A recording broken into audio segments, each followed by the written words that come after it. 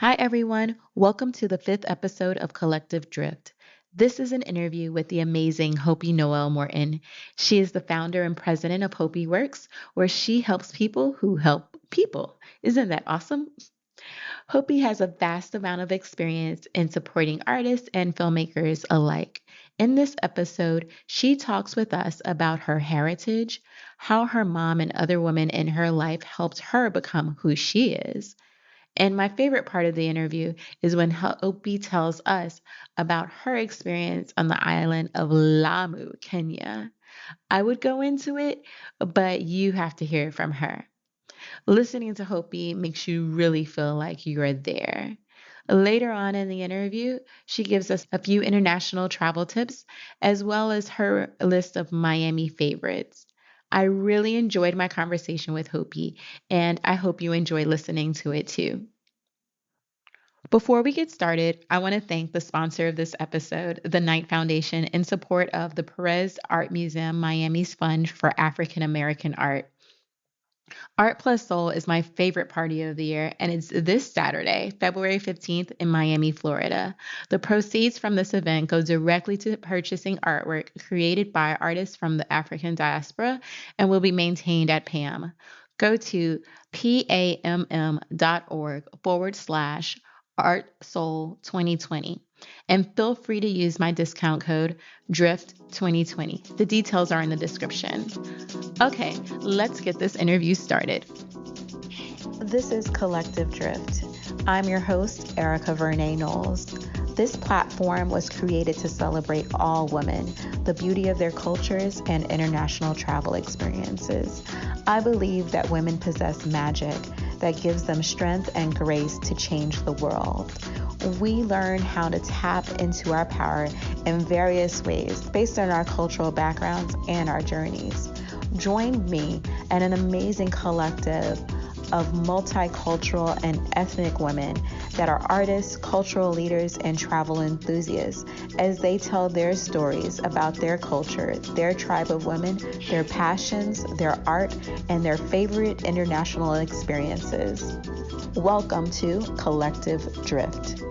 So hi. Welcome to Collective Drift. We're sitting with Hopi today, and she is involved with culture and all types of things, whether it's in production or consultation. But you've worked with Will Smith and Jada Smith with their foundation and other productions, such as their film festivals. You've worked with tattoo artists and productions in Jamaica.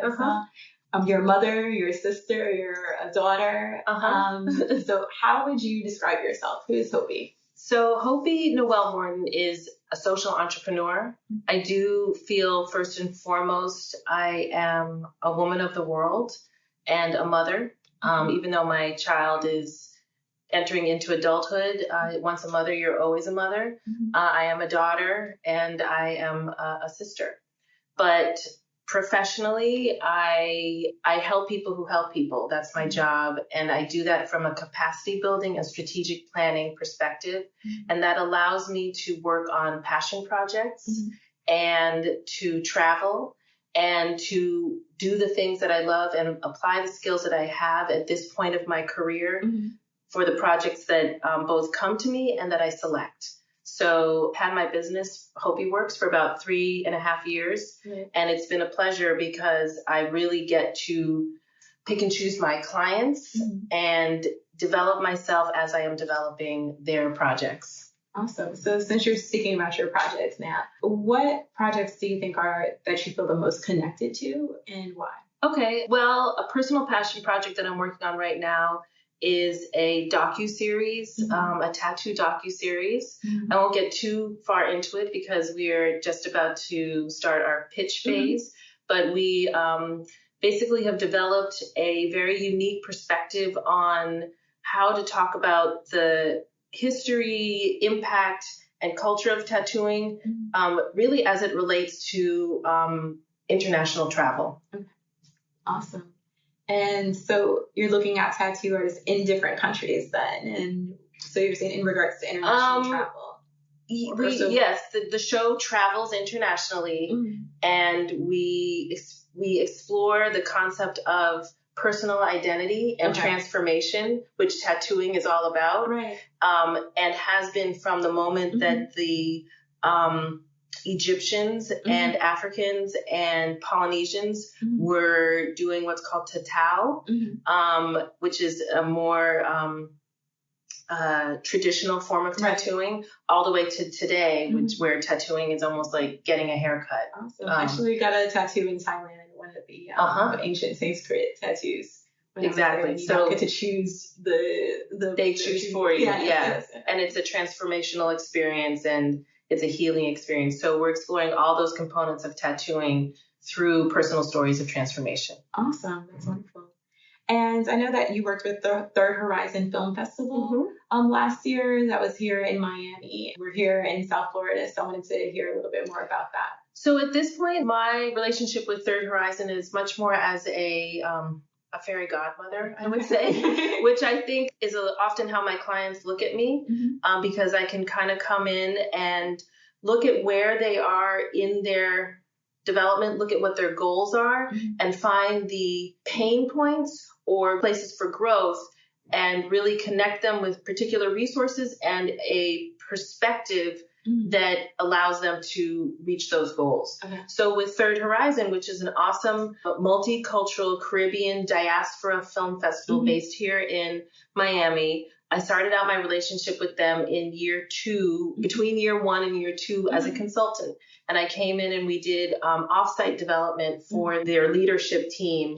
And now they are really good friends and growing in all kinds of ways. And I come in as needed to help them with sponsorship goals, strategic planning, and fairy godmother advice in general. Yeah. But that film festival, it focuses on, I want to say, the Caribbean diaspora, and they're showcasing different types of films. Are they documentaries or? All different kinds of films that are made by and for people from the Caribbean diaspora. So you could be a Jamaican in Brooklyn, a Haitian in Little Haiti, Miami, or coming, a filmmaker in Cuba or Dominican Republic or Dominica or Bahamas, Barbados. But the film festival provides a platform for those filmmakers, particularly islands and places that don't have so much exposure. They really want to help develop and empower those filmmakers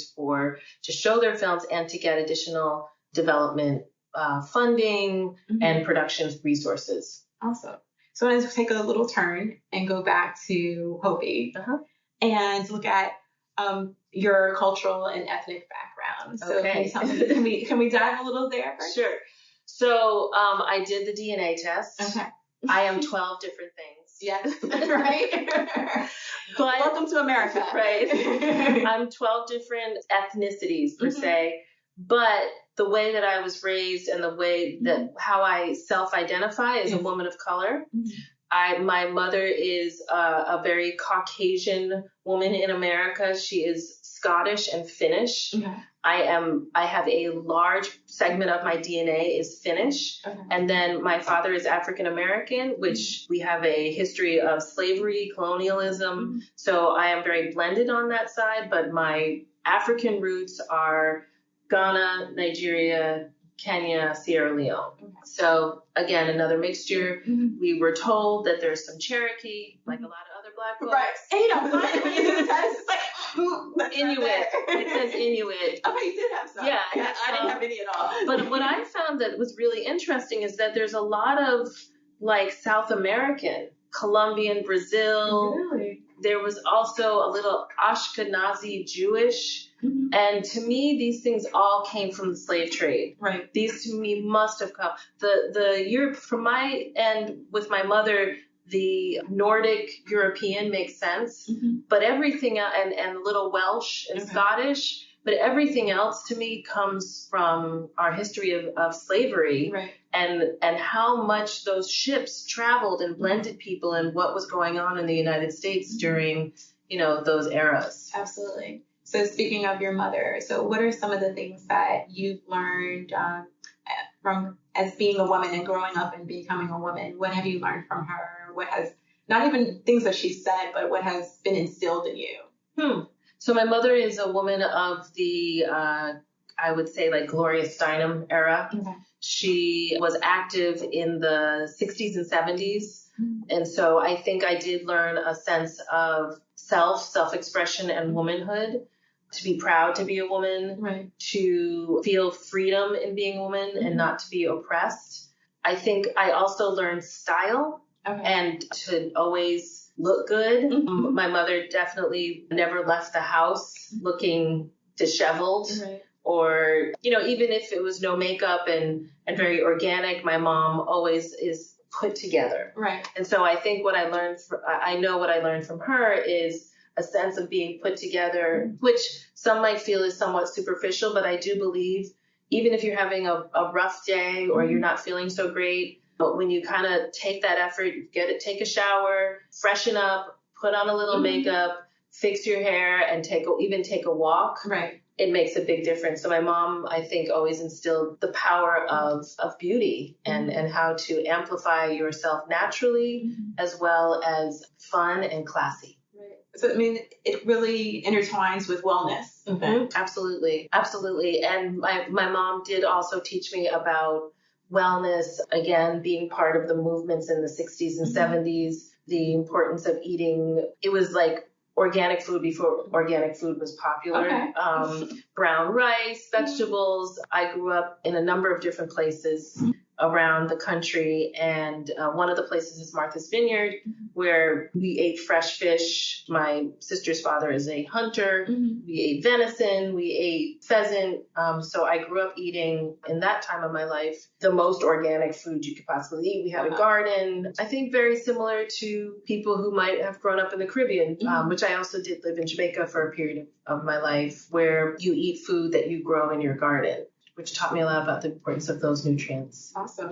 And what about other women that were in your family or were, sister friends or those aunties, and including like your father's side of the family as well, especially considering you consider yourself a woman of color? Yeah. So I have had a number of women who have strongly influenced me in my life, and everybody from my stepmother, who is Armenian, to my godmother, who I have two godmothers that are both Jewish, American, one from Brooklyn and one originally from Boston.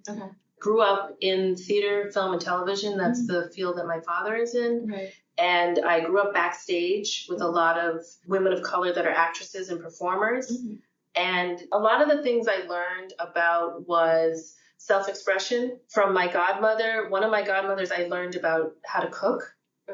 How to cook from the heart, not just recipes, but how to kind of look at what you have and put love into your food. Right.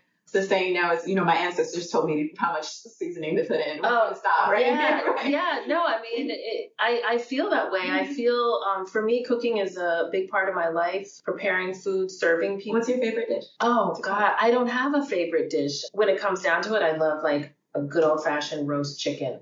With some garlic and lemon stuffed inside of it, with some juice and herbs. It makes a nice juicy, vegetables, and that's one of my favorite meals. Absolutely. Crispy skin.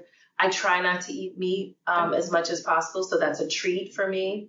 I love salmon, but I think the takeaway from most of the aunties and women in my life is really a journey that I have been on, and that I think women have been on, which is about unfiltered ways of putting yourself first.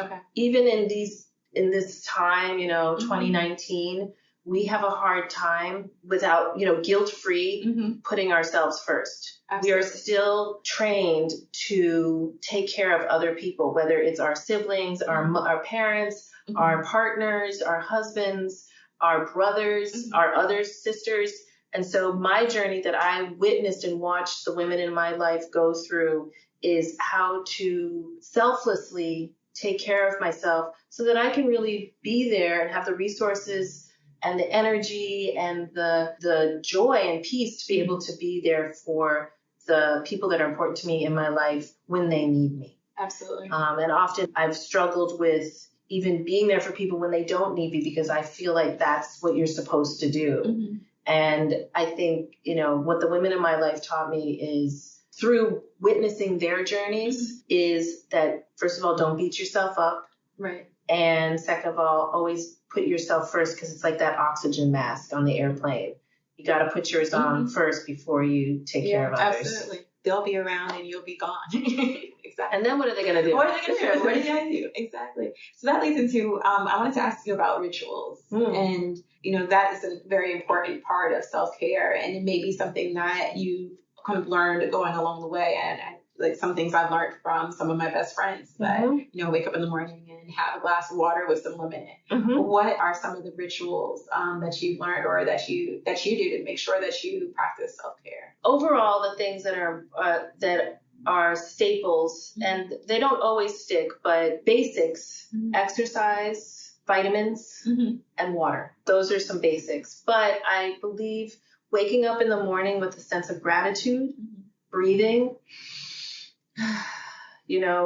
trying to face each day with a positive attitude, because we can really get caught up in our brains. So I go to bed at night with meditations to stop the mind. Right. And I wake up in the morning with prayers about facing the day with positivity. And it's not like, if something's going on, you're ignoring it, but you're reminding yourself of all that you're grateful for, and that actually increases your serotonin. I've studied some positive psychology, and there's a lot there, and I encourage others to learn about that field.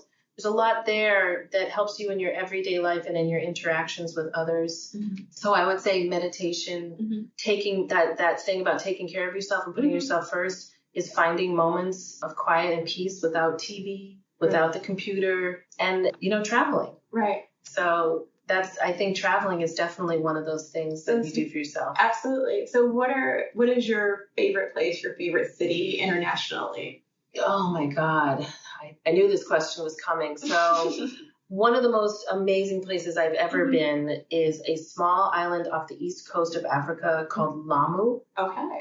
And it is a Kiswahili island. It is a tropical paradise. It's also culturally rich and super interesting. There's no cars. There's just donkeys. Wow.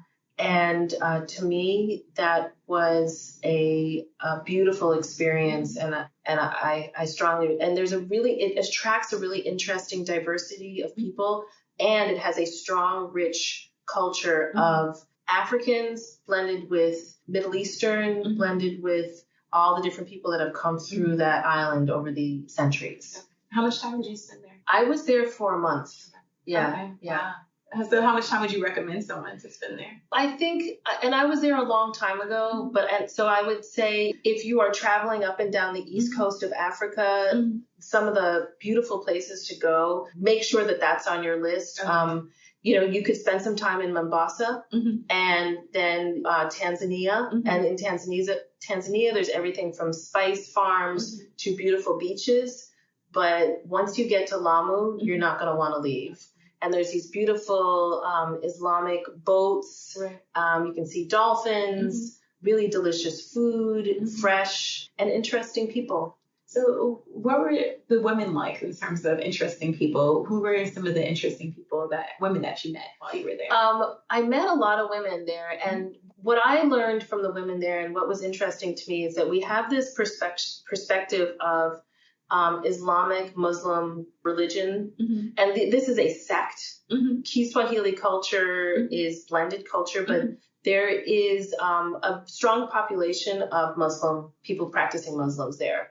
And I got to know some women who were professional women, worked in banks, or they were stay-at-home moms. They raised their children, and they wore the full buoy buoy. There is what it's called. And my perspective before I went to Kenya and met these women was that they were oppressed and their lives were, poor things. And really, within their culture, they were awesome, flourishing leaders and respected women. And they just have a different perspective. They believe in keeping what's their sexiness and all those vibes for certain times and certain places. And one of the most amazing things that I witnessed was a woman's celebration. No men are invited, and they get down. Really? They dance. They they do this thing, they do this right. and they have jasmine underneath their buoys, and they have waistlets with bells and charms, and they're very sensual and very sexy. And are they belly dancing? Yeah, they do all kinds of I guess it's belly dance. I don't know the specific dance. I don't want to call it belly dance per se, but I would probably in that family of dance and storytelling and laughing and really connected to each other. So the women that I experienced in Lamu that lived there and were of there were very connected to each other, very family oriented and empowered in their own culture. Awesome. What were some of the takeaways from that experience? I mean, I lived in Thailand for about 1.5 years, and one of the things, even something just random, I now eat with a spoon and fork. I find that it's a preferable way for me to eat. But what are some of the things that you've adopted as your own? I think maybe one thing. Yeah, the way that I make my bed. So, and I'm really attracted to like cotton. I guess you would call them like towels, but wraps, like woven materials, and just a layering effect. Okay. That and sort of the way that the beds were made there, and the use of cotton sheets, and it really influenced me. And to this day, I still have some of those pieces. Awesome. And then if someone were going there, what did you stay at a hotel or did you stay at home? I stayed in a few different places, but you can rent almost like an Airbnb. Okay. Yeah. That type of thing. Yeah, I wouldn't stay in a hotel. Okay. I'm not particularly a hotel. I love hotels, and I think you can have great experiences at hotels. In fact, one of the best hotels I've ever stayed at that I would highly recommend is in Jamaica. It's called Golden Eye. Okay. And it's owned by Chris Blackwell, who is Island Records. But all of the hotels that I love, and everybody loves a luxury experience at a hotel, but most of the hotels I love are the stays that I've had are in places where you really feel the culture within the place that you're staying. It's comfortable. It meets your needs. You can take a shower. It's not like too glamping, but the decor and the experience and the food is in and of the place. Absolutely. Were there any restaurants that were there or any food experiences that you enjoyed? I ate a lot of home-cooked meals. So in some of these places, it comes with a person who is doing the housekeeping and the cooking, which I think is and it's usually very affordable. Okay. So I think that's the way to go. Okay. I was going to ask you about your favorite experience, but it seems like that may have been your favorite experience there. Are there any other experiences that you have? You mean about Lamu or in general? In Lamu. Or you can say in general. Yeah, actually. I would say so. In Lamu, one of the most amazing experiences I had was going out on a traditional sailboat there for an overnight fishing trip. Okay. And I caught a big tuna, and we had sashimi and grilled tuna on the beach. Like the captain of the boat had a bottle of rum, and we had this fish, and we slept under the stars, and it was amazing. Awesome. Sounds like a great trip. Swam with the dolphins, and yeah, that was awesome.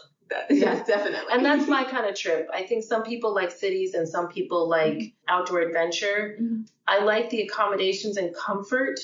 I don't want to go camping per se, or I don't need to go camping, but I much prefer to be in a beautiful environment with nature than be in a city. And I've traveled to a lot of cities, but my preference, I love London. It's a great place, but my preference is definitely to be in a nature environment and experience what my higher power has provided us.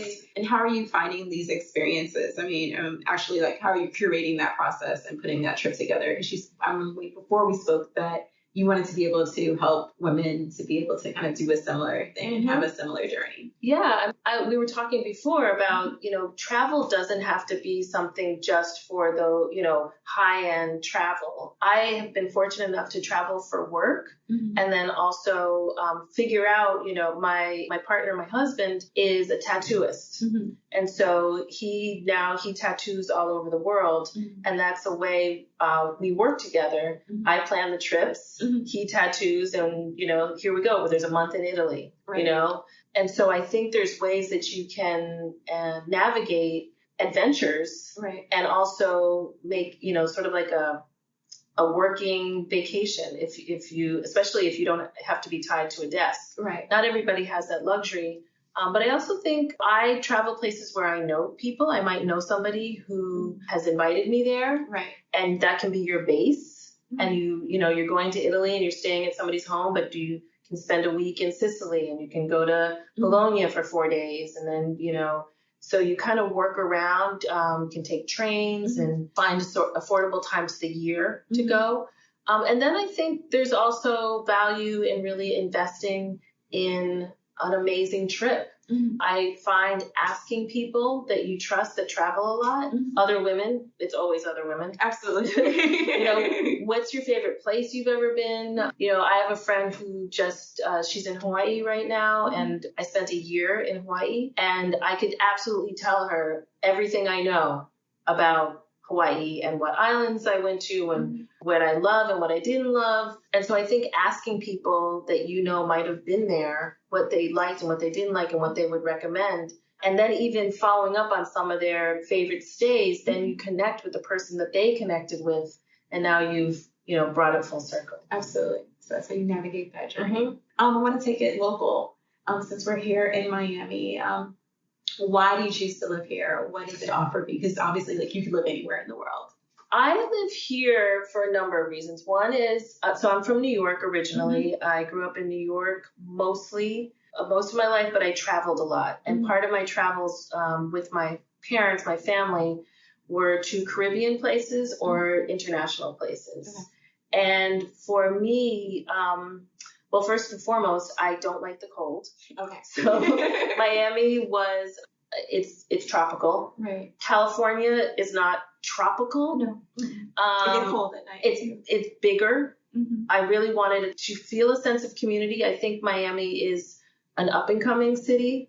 You can feel a sense of community here, and it's a diverse city. Right. So for somebody of 12 different DNA strains, I don't feel particularly different. Right. I think we all are different, but in Miami, it is diverse. No one's going to stare at you for walking around. No. I've never been comfortable living in places where there's only one type of person anyway. Right. And I believe, in terms of travel, it's really easy to get other places from Miami. So, I've been to Belize a few times. It's a skip. It's really close to get there. So I have a lot of family and friends who come and visit me here. They stay with me, and they have a great place to come vacation. We have a good time. So when someone comes to visit you, where do you recommend that they go while they're in Miami? Oh, interesting. Depends on who they are and how old they are. Okay. And if they have a car. Okay. But I have some favorite restaurants for sure. My most recent favorite restaurant is Q. Okay. It's a Korean soul food in Wynwood. Yes. It's kind of loud in there, right? But the food is amazing. Absolutely. The service is really good. I think one of the issues in Miami is that service isn't great, but the restaurants that I love, the service is excellent. I like St. Rock Marketplace, the shared marketplace for restaurants in the Design District. Okay. There's about 12 different amazing restaurant stalls in there. I always recommend that they go to PAM, the Perez Museum. Yes. What I love about Miami is that they have the art collections. One of the reasons I moved here again was because the access to art with the onset of Art Basel, Miami became an art hub of the world. I guess that was about 12 years ago or more. And Art Basel really changed the landscape. And there's amazing art collections here. The De La Cruz, the Rubel, Margulies. I don't know. I guess, if you want to do the touristy thing, Little Havana. I tend to send people to restaurants. So Michael's Genuine. Right. There's just a lot of good places to eat here. Even things like just being able to eat on the water, like Smith and Walensky. There's a Smith and Walensky in New York, but it's not the same as the one here where you can sit, on South Point and walk and look at the ocean. Awesome. So a few wrap-up questions. One, what questions would you ask other women? What are things that you want to know in general that you could ask women? I think I do. I'm always interested in what women do to find balance in their lives. How do they take care of themselves? I'm always looking for interesting wellness, resources, whether it's Ayurvedic massage or I love my acupuncturist, and she also, she is a Oriental medicine practitioner. So she has herbs and she does cupping, and I'm always interested in what women do that feed their souls. Okay. So yeah, and then I would say also about travel. Where have you gone lately? What are you doing? Where did you get those shoes? Right. Don't you love when somebody actually answers that question? Yeah. And I do think also Miami has good shopping. There's great places to shop here, everything from consignment to, ethnic stores that have interesting earrings and craftsmanship to Nordstrom Rack and with great prices. So I do like fashion, and I tend to ask women, where did you get those earrings? Exactly. Wonderful. And what vitamins do you take? I'm just curious, Awesome. And then how would you define what is being a woman? Wow. I don't know. I'd have to think about that. I guess, what is being a woman?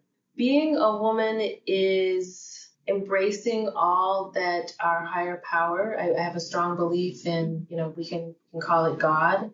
That's the shortcut to what I believe is our higher power. But all that God has empowered us with, and graced us with. I would never want to be a man. Okay. I think femininity is a broad stroke of an experience in life.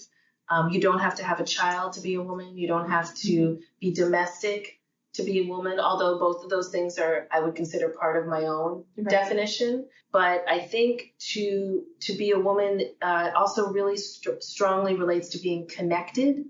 I think about Mother Earth and being connected to our planet, to each other, and to, I guess, also like the big picture keeps coming to mind. I think women often see it as a burden, like we feel very responsible for things, but it's also a blessing that we have this ability to, that old song, bring home the bacon and fry it up in a pan. We really are multifaceted creatures who also happen to be pretty. Right. Exactly. And I think all different types of women are pretty. It's not just about like typical looks, but and I embrace people who identify as women, whether they're born with the parts or not. But there's something that is very attractive. It's about attraction and holistic experience of this world, and I guess that's a long-winded way to say what it means to be a woman together. It sounds good.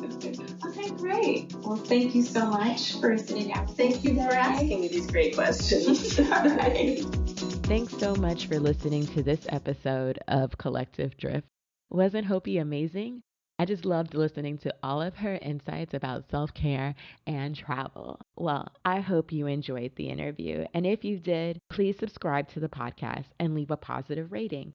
Remember to follow Collective Drift's social media accounts, including Facebook, Instagram, and YouTube, of course. And answer Hopi's question in a comment. What do you do to find balance in your life? Go to our website, collectivedrift.com, to find previous episodes and information on our upcoming events, like Travel Chat Dine, Authentic Travel Experiences, which will be on February 27th. Well, you can also find Hopi on Instagram at HOPINOEL. Thanks again to our sponsor, the Knight Foundation, on behalf of PAM, the Perez Art Museum Miami, Fund for African American Art. Cheers to amazing adventures in the in-between time, and I'll see you soon.